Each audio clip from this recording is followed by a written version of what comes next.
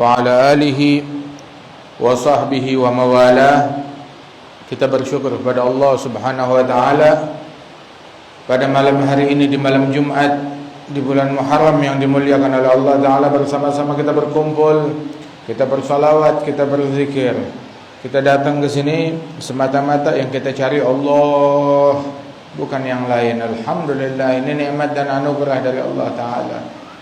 Dan di dalam kajian pada malam hari ini, untuk kita renungi, untuk kita ambil ilmu, untuk kita ambil pelajaran, untuk kita amalkan, untuk menjaga kita dari segala keburukan. Disebutkan oleh sahibul kitab Al-Imam Abdullah bin Al-Haddad tentang permasalahan al-ghurur. Al-ghurur adalah yulabbas al-insan ala nafsihi, an yulabbis al-insan ala nafsihi wa yuriha al-umur ala khilafi ma hiya alaih. Makna al-ghurur, ketika seseorang itu dia dipakaikan suatu selubung, dia memakaikan selubung terhadap dirinya sendiri. Dia dipakaikan suatu selubung sehingga orang kalau ketutupan, kalau terselubung dia nggak bisa melihat. Nah, cuma ini diselubungi dan dia diperlihatkan dan dikhayalkan seolah-olah dia melihat sesuatu yang pada hakikatnya nggak benar dari sesuatu tersebut. Ditutupin, dia bilang ini lontong, padahal itu kotoran kebo. Ini bagus, padahal itu jelek. Ini indah, padahal itu busuk. Diperlihatkan kepada dirinya sesuatu yang berbeda dari aslinya, atau ghurur, tertipu. Nah, tipuan itu al-ghurur macam-macam, dan penyebabnya itu adalah dhu'af basirah fid din, karena lemahnya pandangan dan pikiran dia dalam perihal agama. Orang cerdas urusan duniawi banyak, tetapi yang cerdas urusan agama, cerdas dalam hubungannya kepada Allah itu sedikit. Cerdas itu, orang cerdas adalah yang jeli akan aibnya, akan kekurangannya. Itu orang yang cerdas yang sebenarnya. Itu kecerdasan yang hakiki. Tahu dia diciptakan oleh Allah, untuk Allah, dan dia on the way menuju kepada Allah Subhanahu wa taala, menyadari akan hal tersebut. Nah, itu al-ghurur disebabkan karena pikirannya lemah, ilmunya lemah, dan juga dia kurang memahami ma'rifat, pengenalan akan hakikat daripada agama tersebut. Dan juga dia tidak mengetahui jebakan-jebakan syaitan dan afat daripada amal ibadat. Itu amal ibadat itu juga ada afatnya, ada ada duri-durinya. Kelihatannya enak durinya, waspadai daripada duri yang ada di situ. Daging, awas ada tulangnya. Sate, awas ada tusukannya, jangan nanti makan tusukannya. Nah, begitu juga di dalam amal ibadat itu juga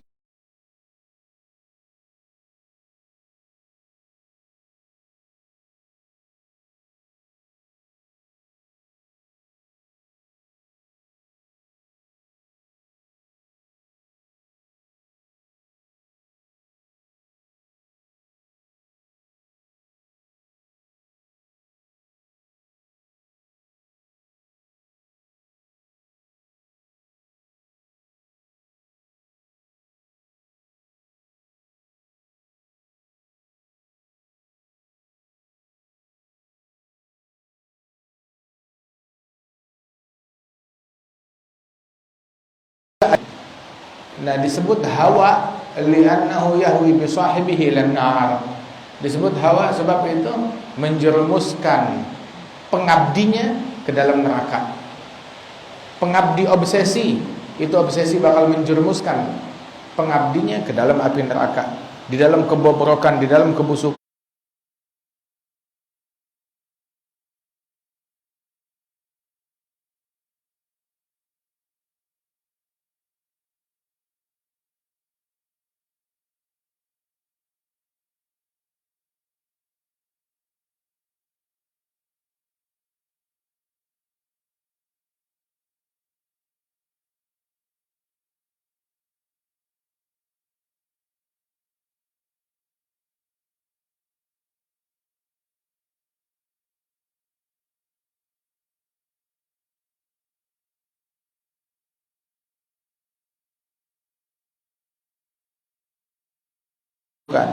Orang kalau udah punya obsesi, ngikutin obsesi hawa nafsu, maka dia bakal berbohong, dia bakal menipu, dia bakal berdusta, dia bakal melakukan hal-hal kemungkaran.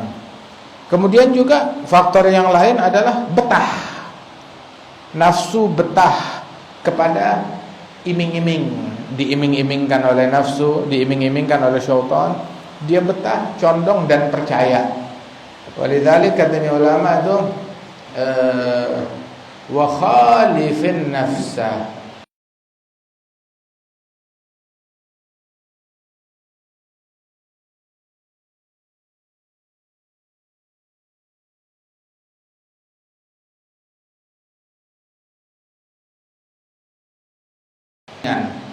Kadang lu sembahyang, banyakin rakaatnya, lamain sujudnya. Kata nafsu ngebisikin begitu. Tapi dia punya kepentingan. Dia punya kepentingan di balik lamanya sujud nih.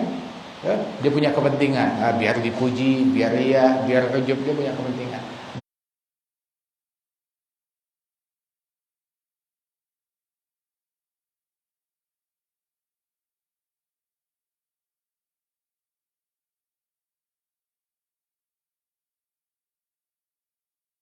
Disusupi. Makanya khalifin nafas, nafsu langgar, lawan. Wa syaitan juga begitu. Terus seandainya mereka menganjurkan amal yang baik, yang indah, maka curigain apa motifnya. Nafsu kok semangat untuk saya melakukan kebaikan ini, apa motifnya? Pasti punya kepentingan di sini. Tumben syaitan nyemangatin, apa motifnya? Pasti punya kepentingan.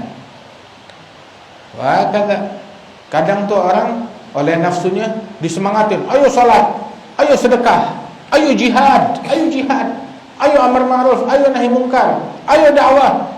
Nah, tapi ada motif. Apa motifnya? Kok nafsu saya semangat dalam kebaikan begini? Berarti dikhawatirkan ada motif. Makanya harus jeli, harus periksa, harus cek. Jangan sampai dia terjebak dalam perangkapnya nafsu. Allah Ta'ala berfirman, ya ayuhan nas, inna wa'adallahi haq, fala taghurrannakumul hayatud dunya, wala yaghurrannakum billahil gharur. Wahai sekalian manusia, janjinya Allah hak, benar. Maka jangan kalian tertipu oleh kehidupan duniawi yang membuat kalian jadi ragu akan janjinya Allah. Jadi lebih pede dengan janjinya manusia ketimbang janjinya Allah. Lebih pede dengan jaminannya makhluk dibanding jaminannya Allah. Lebih pede dengan jaminannya makhluk dibandingkan jaminannya Allah. Fala taghurrannakumul hayatud dunya, jangan kalian tertipu oleh kehidupan duniawi. La yaghurrannaka taqallubul ladzina kafaru fil bilad mata'an qalil ma'wahum jahannam wa bi'sal mihad. Ayo. Wala yaghurrannakum billahil gharur. Juga jangan sampai syaitan menipu kalian. Al-gharur. Tahu siapa itu gharur? Gharur itu adalah syaitan. Syaitan itu dia pandai menipu. Dia ngasih, nih pegang nih tali. Begitu dipegang, kita bergelantungan, enggak taunya putus ke jurang. Kelihatannya tebal, kelihatannya heboh, padahal bohong semuanya. Ada syaitan. Allah bilang di dalam sifat-sifat hamba orang-orang yang tertipu, alladzina dhalla sa'yuhum fil hayati dunya wa hum yahsabuna annahum yuhsinuna sun'a. Orang-orang yang habis sia-sia, hilang usaha mereka, habis cuma buat dunia doang. Salatnya habis buat dunia, sujudnya habis buat dunia, sedekahnya buat dunia. Sebab dia punya maslahat, punya kepentingan duniawi. Habis buat dunia, semuanya habis buat dunia, waktunya, umurnya, hidupnya. Gitu. Dunianya habis buat dunia. Wah, jangankan dunia, hatta akhiratnya dia habisin buat dunia. Buat kepentingan dunia dia. Udah gitu kesiannya lagi, wahum yahsabun annahum yuhsinuna sun'a. Mereka beranggapan kalau mereka mempunyai sesuatu di sana di akhirat. Dia udah pikir dia ngebangun istana di akhirat. Hatta gubuk aja nggak punya, dibohongin. Investasi palsu, investasi bodong. Kenapa? Ditipu oleh syaitan. Waliyadzubillahi min dzalik. Dijebak. Walidzalik Allah Ta'ala Rasul sallallahu alaihi wasallam bilang, Allah bilang dalam Al-Qur'an, walakinnakum fatantum anfusakum wa tarabbastum wartabtum wa gharratkumul amaniyyu hatta jaa amrullah wa gharrakum billahil gharur. Kalian tertipu, membuat kalian ragu dan kalian tertipu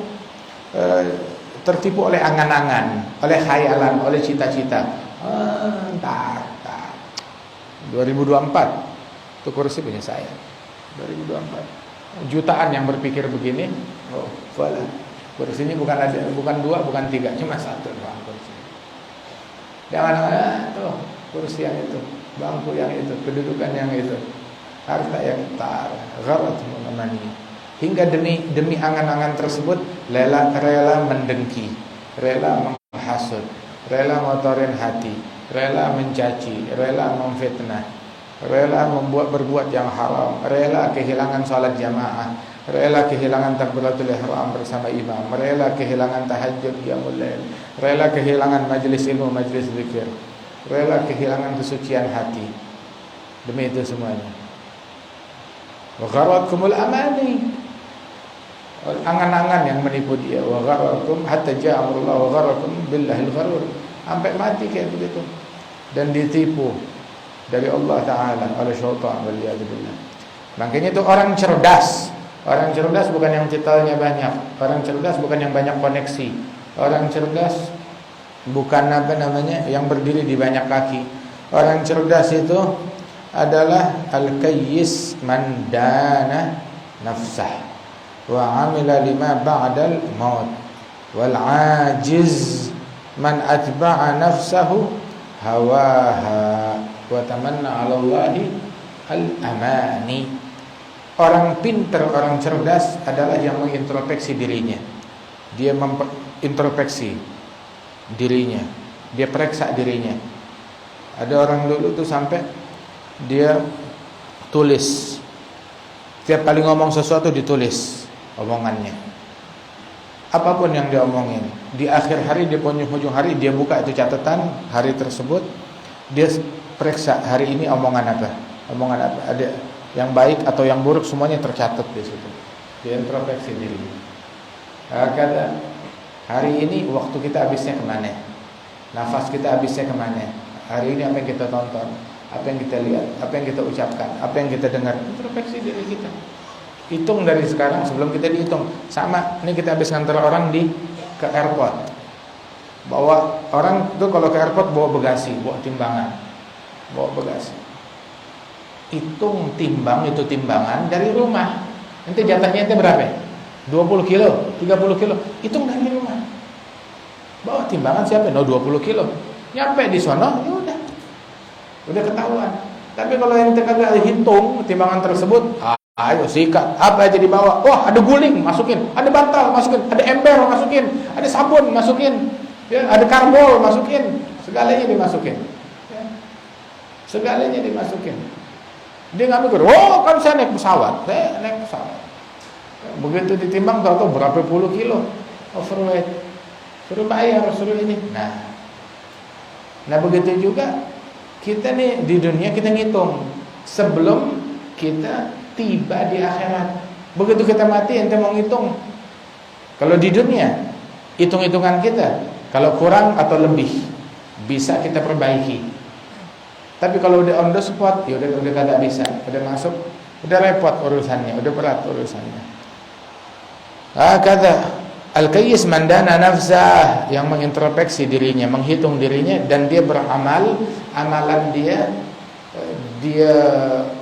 jadikan, dia peruntukkan untuk setelah kematian. Loh, dia beramal di dunia, amalnya di dunia.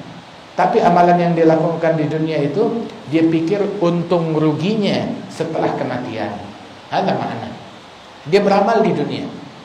Mau beramal itu di kantor, beramal itu di institusinya, beramal di pemerintahannya, beramal di pasarnya, beramal di angkotnya, beramal di lapaknya, beramal di tokonya. Tapi dia pikir itu semuanya itu apa efeknya untuk setelah kematian. Harus punya efek yang baik. Apapun yang dia lakukan harus berefek yang baik setelah kematian. Jangan sampai menimbulkan apalagi efek yang buruk setelah kematiannya dia. Wa amila lima ba'dal maut. Dia pikirin untuk setelah kematiannya kayak bagaimana. Kayak apa yang sering disebutkan, satu orang tuh ke rumahnya sahabat Rasulullah, datang ke rumahnya itu sahabat, nggak ada perabot apapun di rumahnya, nggak ada permadani, nggak ada karpet, nggak ada kursi, nggak ada perabot apapun. Hingga akhirnya heran, bingung. Maka si sahabat melihat kebingungan orang tersebut, dia bilang, jangan bingung, saya punya rumah 2. Rumah saya ada 2. Nah, barang-barang yang saya suka saya kirim ke sana. Jadi kita kalau punya rumah 2, dipikirin rumah yang satu lagi. Udah kita isi belum?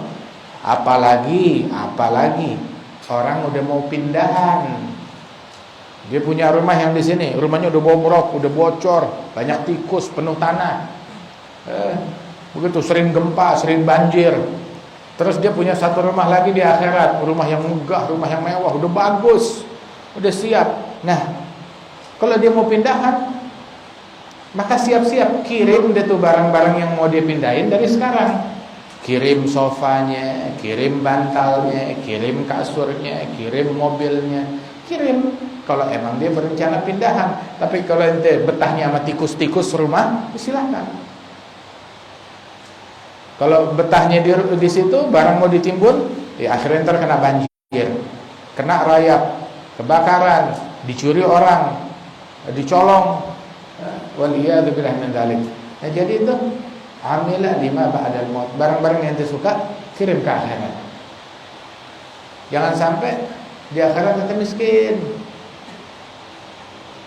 Sama kalau orang mau pindah rumah. Oh yuk sisain di sini banyak. Ada rencana mau balik lagi emang ke rumah yang di dunia ini? Di antara yang mati ada gak yang balik ke dunia? Kan kagak ada yang balik ke dunia. Kalau gitu mau ngapain disisain? Buat apa disisain? Buat anak, buat cucu. Emang anak sama cucu ente bakal hidup selamanya? Kagak. Anak sama cucu ente ada rezekinya sendiri. Ada rezekinya sendiri. Ya mau disisain buat mereka, disisain begitu. Sebagian daripada harta kita warisan buat mereka.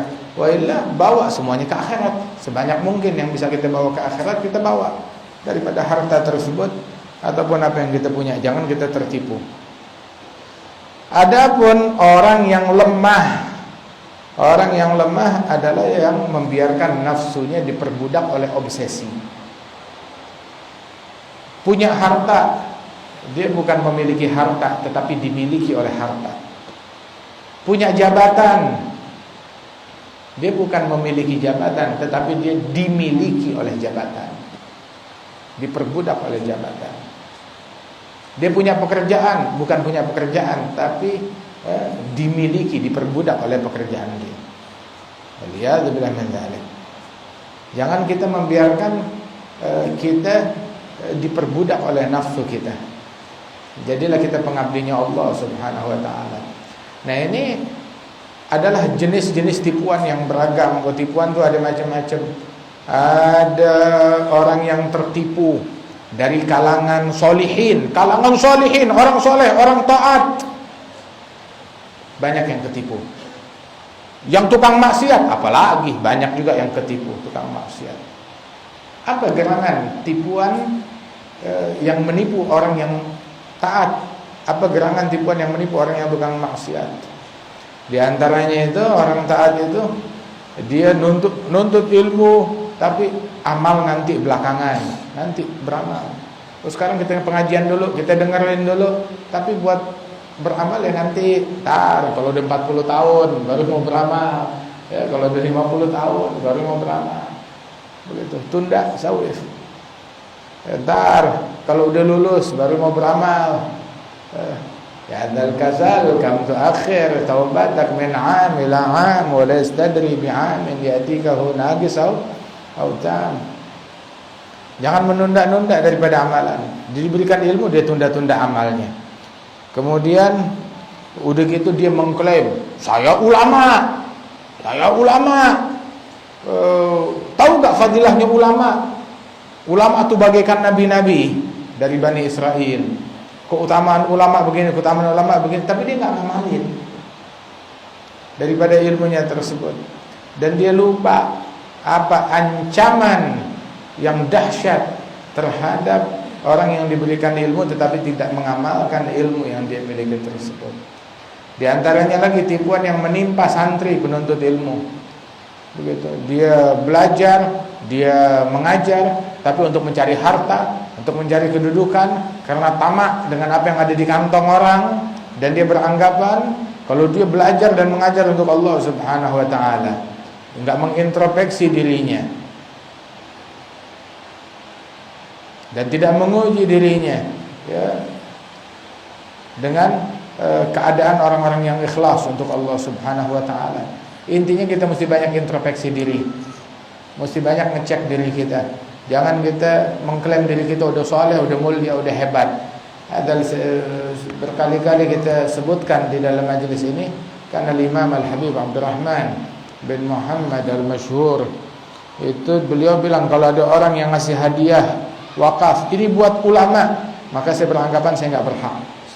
Kenapa? Menurut anggapan saya bukan ulama. Kalau ada orang yang memberikan wakaf ini buat para santri, saya juga enggak berhak. Saya enggak pantas menyandang gelar santri, apalagi gelarnya ulama. Sampai begitu. Menganggap dirinya bukan sesuatu. Al-Habib Abdullah bin Husain bin Tahir bilang, ya Rabbi ma ma'ana amal. Ya Allah, saya enggak punya amalan apapun. Kerjaan saya cuma bikin dosa doang. Segitu sholatnya, puasanya, ibadatnya, zikirnya yang demikian luar biasa. Ya Rabb, Allah yahfazna insyaallah daripada ghurur. Ini ghurur tuh itu penyakit yang susah. Kadang orang tuh perlu untuk berobat dari penyakit ghurur.